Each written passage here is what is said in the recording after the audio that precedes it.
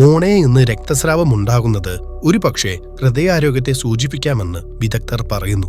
മോണരോഗത്തെ പലപ്പോഴും പല്ലുകളെയും വായയെയും ബാധിക്കുന്ന ഒരു പ്രാദേശിക പ്രശ്നമായിട്ടാണ് എല്ലാവരും കാണുന്നത്. എന്നാൽ അതങ്ങനെയല്ല.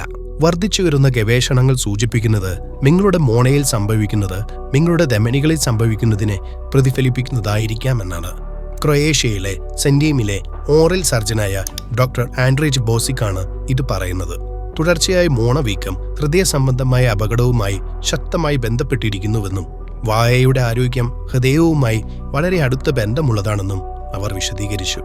മോണകൾ വീർത്തതോ രക്തസ്രാവം ഉള്ളതോ അല്ലെങ്കിൽ പല്ലുകളിൽ നിന്ന് അകന്നു പോകുന്നതോ കാണുമ്പോൾ ശരീരത്തിൽ വീക്കമുണ്ടെന്ന് നമ്മൾ തിരിച്ചറിയണം. വീക്കം വായിൽ അവസാനിക്കുന്നില്ല. ഇത് ധമനികളെയും ഹൃദയത്തെയും മുഴുവൻ രക്തചംക്രമണത്തെയും ബാധിക്കും.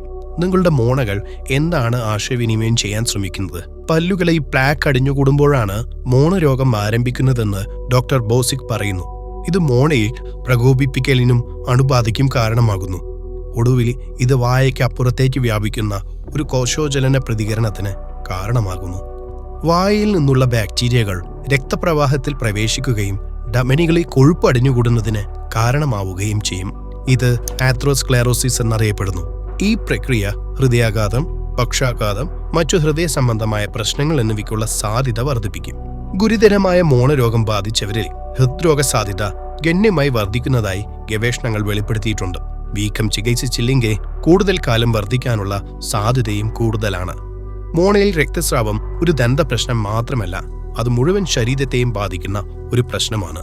നിങ്ങളുടെ ശരീരത്തിൽ ആദ്യം ഒരു പ്രശ്നം പ്രത്യക്ഷപ്പെടുന്നത് നിങ്ങളുടെ മോണയിലായിരിക്കാം. പക്ഷേ യഥാർത്ഥ അപകട സാധ്യത ഉള്ളിലാണ്.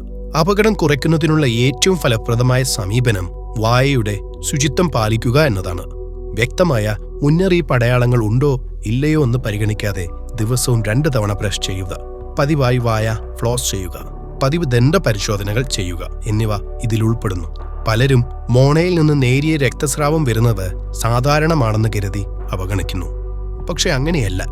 നിങ്ങൾ ബ്രഷ് ചെയ്യുമ്പോൾ രക്തം കാണുന്നുണ്ടെങ്കിൽ നിങ്ങളുടെ ശരീരം നിങ്ങളോട് എന്തോ പറയുന്നുണ്ട്.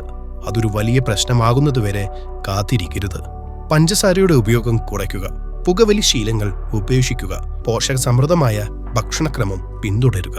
ഇതാണ് ദന്തരോഗത്തിന് ഹൃദയാരോഗ്യത്തിനും ഗുണം ചെയ്യുന്ന തന്ത്രങ്ങളെന്ന് ഡോക്ടർ ബോസിക് വാദിക്കുന്നു. വായയുടെ ആരോഗ്യവും ഹൃദയാരോഗ്യവും തമ്മിലുള്ള ബന്ധം യഥാർത്ഥമാണ്. അത് നമുക്ക് അവഗണിക്കാൻ കഴിയില്ല. നിങ്ങളുടെ മോണകളെ പരിപാലിക്കുന്നത് നിങ്ങളുടെ മുഴുവൻ ശരീരത്തിന്റെയും ആരോഗ്യത്തിനായുള്ള ഒരു നിക്ഷേപമാണ്. Stay healthy. Follow for more.